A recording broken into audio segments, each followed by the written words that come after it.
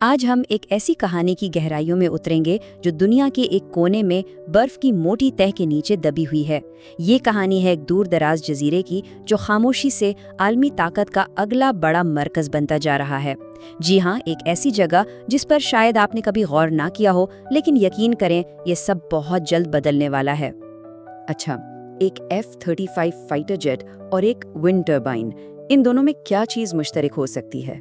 سوال تھوڑا عجیب ہے نا، لیکن اس کا جواب آج کی دنیا کی سب سے بڑی اسٹریٹجک کہانیوں میں سے ایک کو ہمارے سامنے کھول کر رکھ دیتا ہے۔ تو جواب یہ ہے کہ ان دونوں کا انحصار ایک ہی ذریعے پر ہے، ایک ہی سورس پر، جو انہیں چلانے والے انتہائی اہم مواد فراہم کرتا ہے۔ اور یہی ہماری جدید دنیا کی ایک چھپی ہوئی کمزوری ہے، ایک ایسی حقیقت جو عالمی طاقت کے پورے کھیل کو بدلنے کی طاقت رکھتی ہے۔ تو آئیے اس پوشیدہ انحصار سے پردہ اٹھاتے ہیں۔ ہم بات کر رہے ہیں ریئر ارتھ منرلز کی، یعنی نایاب زمینی معدنیات کی۔ یہ وہ عناصر ہیں جو ہمارے اسمارٹ فون سے لے کر ہماری قومی سلامتی تک ہر چیز کو ممکن بناتے ہیں۔ مسئلے کی سنگینی کا اندازہ لگانا ہے تو ذرا اس چارٹ پر نظر ڈالیں۔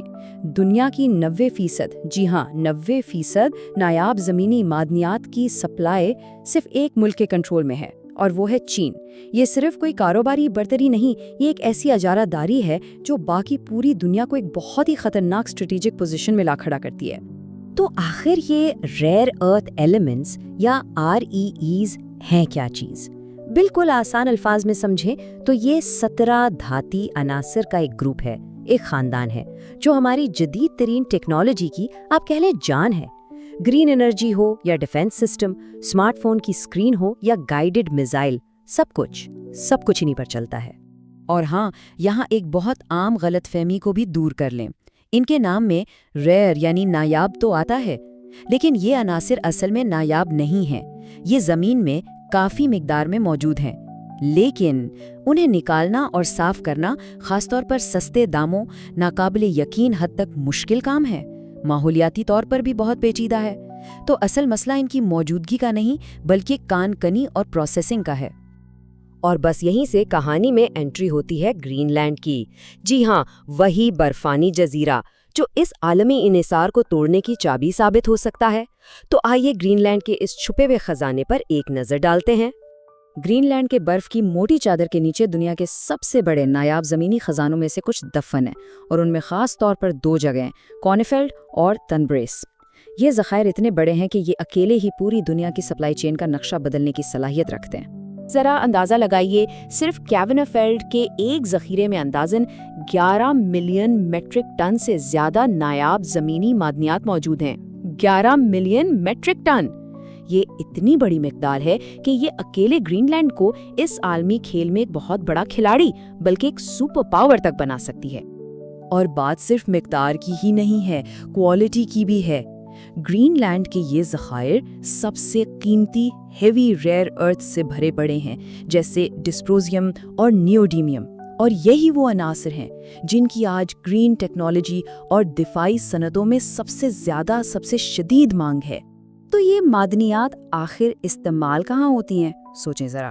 الیکٹرک گاڑیوں اور ونڈ ٹربائنز کی طاقتور میگنٹس میں، ہمارے فون اور کمپیوٹرز کی چپس میں، اور سب سے بڑھ کر یہ جدید دفاعی ٹیکنالوجی کی ریڑھ کی ہڈی ہیں۔ میسائل گائیڈنس سسٹم سے لے کر لیزر ٹارگیٹنگ تک سب کچھ انہی سے ممکن ہوتا ہے۔ اب ذرا اس بات کو جوڑتے ہیں امریکی قومی سلامتی کے ساتھ کہ آخر گرین لینڈ کے یہ وسائل اس پر کیسے اثر انداز ہوتے ہیں، کیونکہ یہ کہانی صرف معیشت کی نہیں ہے، یہ دفاع اور طاقت کی بھی ہے۔ اس بات سے اندازہ لگائیں کہ گرین لینڈ کتنا اہم ہو سکتا ہے۔ ماہرین کہتے ہیں کہ اس کے ذخائر مستقبل میں دنیا کی سب سے قیمتی ہیوی ریئر ارتھز کی 25% سے زیادہ مانگ پوری کر سکتے ہیں۔ اب اس کا مطلب کیا ہے؟ سیدھا مطلب ہے چین پر انحصار کا خاتمہ اور امریکہ اور اس کے اتحادیوں کے لیے ایک بہت ہی محفوظ سپلائی چین۔ اور جب ہم خاص طور پر دفاعی ٹیکنالوجی کی بات کرتے ہیں تو یہ عناصر بالکل مرکز میں آ جاتے ہیں۔ Missile guidance system, laser targeting, advanced radar, satellite technology, یہ سب کا سب انہی معدنیات پر انحصار کرتا ہے جو گرین لینڈ کی برف کے نیچے موجود ہیں۔ لیکن گرین لینڈ کی اہمیت صرف اس کے معدنیات تک ہی محدود نہیں ہے، اس کی لوکیشن، اس کا جغرافیائی محل وقوع بھی اتنا ہی بلکہ شاید اس سے بھی زیادہ اہم ہے۔ یہ آرکٹک کا اسٹریٹجک مرکز ہے، اس کا کی سٹون ہے۔ یہاں امریکہ کا پیٹوفک اسپیس بیس بھی ہے، اسے پہلے تھولے ایئر بیس کے نام سے جانا جاتا تھا۔ یہ اڈا میزائل حملوں کے خلاف ایک ارلی وارننگ سسٹم کا کام کرتا ہے اور آرکٹک میں روس اور چین کی بڑھتی ہوئی سرگرمیوں پر نظر رکھنے کے لیے اس کی اہمیت بہت زیادہ ہے۔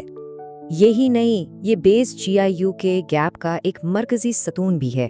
GIU کے گیپ یعنی گرین لینڈ، آئس لینڈ اور برطانیہ کے بیچ کا سمندری راستہ، یہ شمالی بحر اوقیانوس کے دفاع کے لیے ایک انتہائی اہم چوک پوائنٹ ہے جسے نیٹو کنٹرول کرتا ہے۔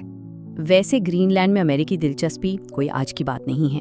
یہ سلسلہ 1946 میں شروع ہوا تھا جب صدر ٹرومین نے اس جزیرے کو خریدنے کی پیشکش کی۔ پھر 2019 میں صدر ٹرمپ نے اس دلچسپی کو دوبارہ زندہ کیا، اور آج رپورٹس یہ بتاتی ہیں کہ امریکہ اس کے مستقبل کے لیے تمام آپشنز پر غور کر رہا ہے۔ یہ جو دہائیوں پر پھیلی دلچسپی ہے نا، یہ ثابت کرتی ہے کہ معاملہ صرف معدنیات کا نہیں بلکہ بہت گہری اسٹریٹجک اہمیت کا ہے۔ تو یہ ساری صورتحال ہمیں ایک نئے جیوپولیٹیکل کھیل کی طرف لے جاتی ہے۔ آرکٹک کا مستقبل وہ ابھی لکھا جا رہا ہے اور گرین لینڈ ٹھیک اس کے مرکز میں کھڑا ہے۔ اور یہ کوئی سادہ کھیل نہیں ہے، بہت پیچیدہ ہے۔